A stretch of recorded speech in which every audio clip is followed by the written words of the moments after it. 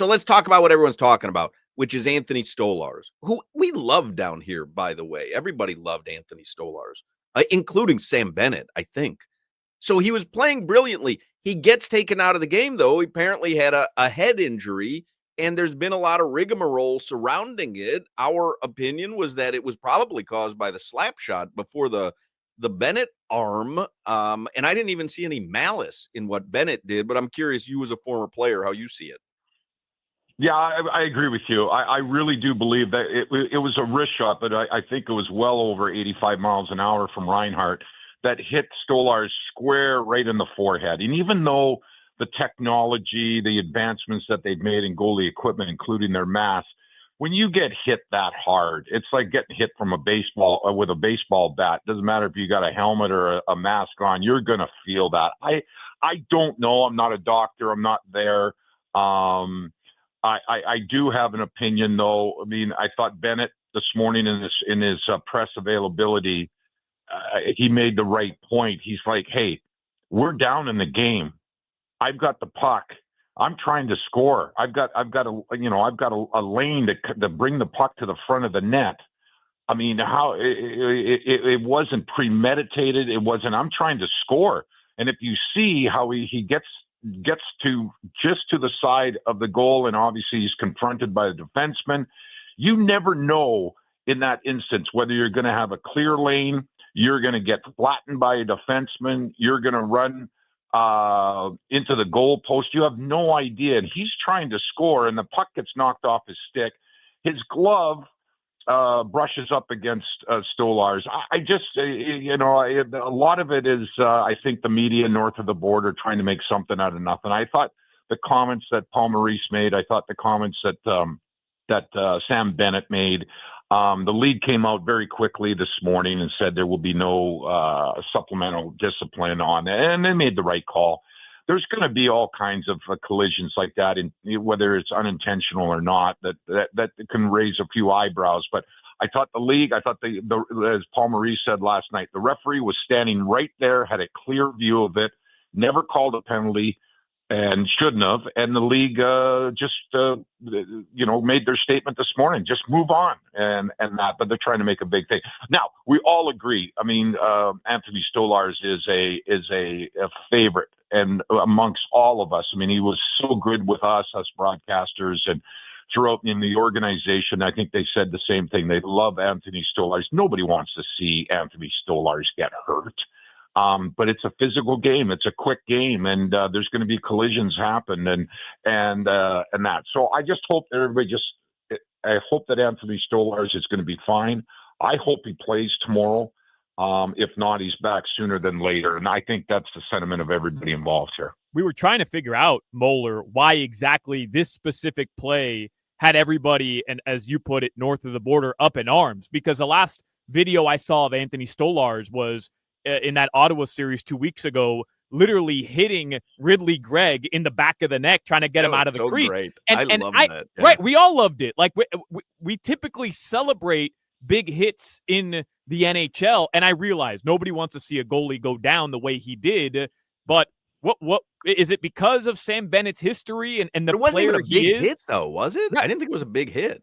At all, but No. that's what I'm saying, Moller. Is it because of his history that people are trying to make this a little bit more than what it really is? Possibly. I don't know, but let me just try and clarify it even more. And that because the game is so fast, we've seen some hits and we've seen some suspensions because it's been borderline premeditated, where you have control over your body and you're going in, and there's been some hits and that or what the league would look at is maybe a second or two before it happens, that it's kind of premeditated. There's no way that this was premeditated. Sam Bennett's trying to score. He's trying to score to help his team, and that it's a physical game. There's going to be collisions. There's players you'll see tomorrow night.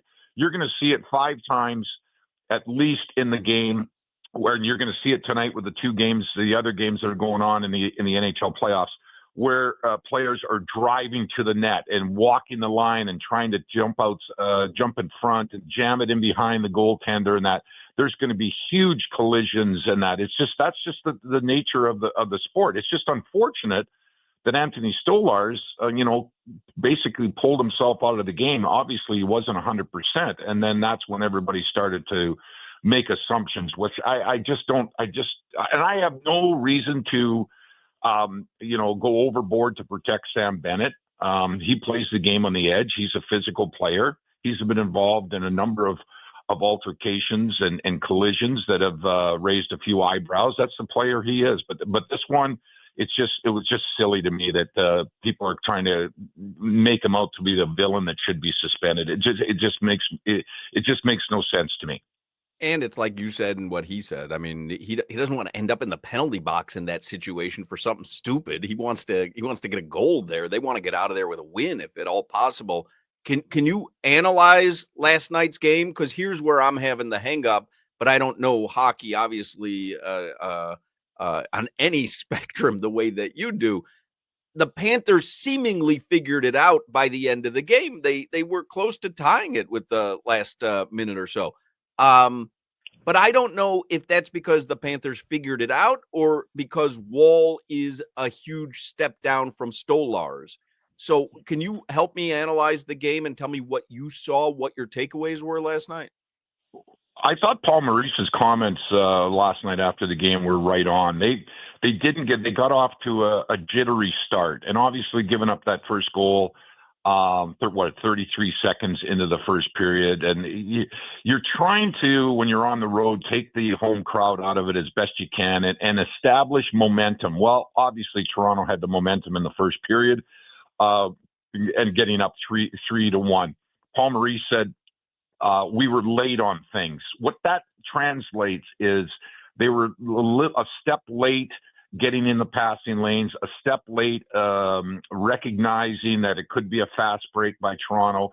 They were maybe a second late a few times on their forecheck, allow Toronto to get a clear exit out of their own zone. These are all little things that play into the game. And yes, even though the Panthers came back and really made a game and exciting towards the end there. And then the other thing, too, the Panthers' penalty killing has been excellent. They were 5 for 5 last night. That needs to continue. But I just thought there was a couple of penalties that the Panthers took last night when they seemed to have the momentum and they had the puck possession more, and that leads to momentum and put the opposition on their heels, all the different cliches. And then the Panthers, they took a couple of different penalties. Now, everybody knows Florida's the most aggressive team in the NHL. They lead the league in hits. They're the best forechecking team. They play on the edge, but it's a fine line. They have to play aggressive, but try not to take those penalties that will stop the momentum that you've created. I very much believe that the Panthers will make the adjustments. They've been in this position before, Hawk, and that they've been in this position. And I remember, go back last year, what they lose 5-1 the first game to Boston. Mm-hmm. And that. So they're a mature, experienced team that have been through it these last 3 years, guys. They've done it. They've seen it all. They've been blown out. They've blown out teams. They've come back. They've lost leads and that. So this is not new to them. They know that they didn't play their best game. Toronto was the better team last night and it proved in the final score. I totally believe that the Panthers will make the adjustments and they'll come out with a little better success in the first period tomorrow night. And then once they get established in there and get what they call Panther hockey going, where the puck possession, forcing Toronto, the opposition, whoever they're playing, like they did against Tampa, to turn the puck over and make ill-advised passes and positionally wrong, then that's when the Panthers, they took over like they did. They took over the series against Tampa Bay. They just forced Tampa into plays that they just normally don't make, and then now you're chasing the game and that. The Panthers had to chase the game last night. They don't want to chase it in game number 2. But it's going to, Toronto's a different team, guys, and I'll just finish on with my thought here. Everybody's, the history of the Toronto Maple Leafs, if they face a little adversity in the past, well, everybody knows their playoff record and that. They wobble, they break, they they panic, and that this is a different team. They've got Tanev, and they've got Oliver Ekman-Larsson back on the fence, and Morgan Riley's playing the best hockey he has in about 10 years. There's a solid team. They've been through it. They've had the heartaches. I think they've learned from it. So this is going to be a tough, long series. So nobody's going to win this in 4 games. Nobody's going to lose it in 4 games. It's going to be a long series. What are you making with the lasagna? You make a little garlic bread or something? No, just lasagna and salad. I don't Really? eat the That's salad though. I just look at it. It looks nice though. And what do you have to drink? You have some sort of Coke Zero, maybe? Yeah, maybe something like that. Maybe something that's on the same level as what they call grape juice. You know.